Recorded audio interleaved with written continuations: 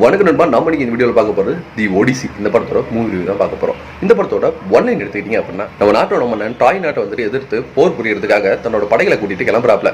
போனவர் கிட்டத்தட்ட 20 வருஷம் ஆகி தன்னோட நாட்டுக்கு ரிட்டர்ன் வரவே இல்லை. என்ன நடந்துச்சு, உயிரோடு இருக்காங்களா இல்லையா அப்படிங்கிறது எந்த தகவலுமே வந்துட்டு வரல. அதனால இங்கே வந்துட்டு அவரோட பையனும் பெரியவன் ஆயிட்டான். ராணி வந்துட்டு தனியாக இருக்கிறதுனால இங்கே மறுபணம் பண்ணிக்கோங்க, இங்கே இருக்கிற ஒருத்தர் நான் பார்த்து செலக்ட் பண்ணிக்கோங்க. அவங்க வந்துட்டு ஒரு சைக்காலஜிக்கலாக வந்துட்டு அப்படியே இது பண்ணிட்டே இருக்கிறாங்க. ஸோ இவங்க மறுமணம் பண்ணாங்களா இல்லையா, அப்பா அவங்க கண்டுபிடிச்சானா இல்லையா, உண்மையாலுமே வந்துட்டு தி ஒடிசியஸுக்கு என்ன ஆச்சு, ஸோ அவங்களோட படைகளோட வந்து பார்த்தீங்க அப்படின்னா ட்ராய் நாட்டை வென்றுட்டு ரிட்டர்ன் வந்துட்டு இருக்கும்போது என்னென்ன வந்துட்டு தடைகள்லாம் ஃபேஸ் பண்ணுறாரு, அட்லாஸ்ட் இவர் படைகளோட தன்னோட நாட்டுக்கு திரும்ப வந்தாரே இல்லைங்கிறதுலாம் படத்தோட மீதி கதையாக வந்துட்டு கிறிஸ்டோபர் நோலன் அமைச்சிருக்காரு. படத்தோட தமிழ் டப்பிங் நீட்டாக இருந்தது. படத்தோட அந்த ஸ்கேல் ஸோ ஐமேக்ஸில் இவங்க எல்லாரும் பார்த்துட்டு இருந்தாங்க. பட் நான் நார்மல் ஸ்க்ரீனில் தான் வந்துட்டு பார்த்தேன். ஸோ எனக்கு அந்த படம் பார்க்கும் போதுமே வந்துட்டு அந்த விஷுவல் ரேட்டாக இருந்ததுன்னு சொல்லலாம். முக்கியமாக சொல்லலாம் அப்படின்னா ஃபர்ஸ்ட் ஹாஃபோட செகண்ட் ஹாஃபில் வரக்கூடிய சில காட்சிகள் வந்துட்டு ரொம்ப ரசிக்கும்படியாக வந்துட்டு எடுத்திருந்தாரு.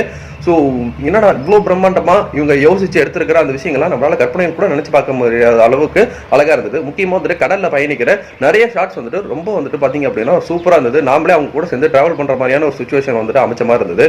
இந்த புயல் வர காட்சிகளாகட்டும், திடீர்னு எங்கேயே இருந்து ரொம்ப பெரிய ஒரு பாம்பு மாதிரி வந்து டப்புன்னு எடுத்து தூக்கிட்டு போகிற அந்த ஒரு காட்சிகளாகட்டும், இதெல்லாம் பார்க்கும்போது 1000 ஒரு ஞாபகம் வந்துட்டு போச்சு. அவங்க அந்த சோழ தேசத்துக்கு போகும்போது என்னென்ன தடைகளும் தாண்டி போகிறாங்க அப்படிங்கிற மாதிரியான விஷயங்கள், இவங்க ஊருக்கு ரிட்டர்ன் வரும்போது என்னென்ன விஷயங்கள்லாம் தாண்டி வராங்க அப்படிங்கிற மாதிரியான காட்சிகள் வந்துட்டு அமைச்சிருந்தது. கொஞ்சம் நல்லாவே இருந்ததுன்னு சொல்லலாம். பட் ஃபர்ஸ்ட் ஹாஃப் ரொம்ப ஸ்லோவாக இருந்தது. கம்பேர்ட் டு செகண்ட் ஹாஃப் வந்துட்டு கொஞ்சம் நீட்டாகவே மூவ் ஆயிருந்ததுன்னு சொல்லலாம். கிளைமேக்ஸ் அந்த ரிவீல் பீக் மூமெண்ட் அப்படிங்கிறது பயங்கரமாக வந்துட்டு அமைச்சிருந்தாங்க. நான் நார்மலாக கமர்ஷியல் படம் பார்க்குற ஃபேன் தான். ஸோ அப்படிங்கும்போது எனக்கு இந்த நோலன் படம் அப்படிங்கிறது ஒரு ஸ்லோவான ரொம்ப ஸ்லோவான ஒரு டெம்ப்ளேட்டாக தான் இந்த படம் வந்து எனக்கு மூவ் ஆயிருந்தது.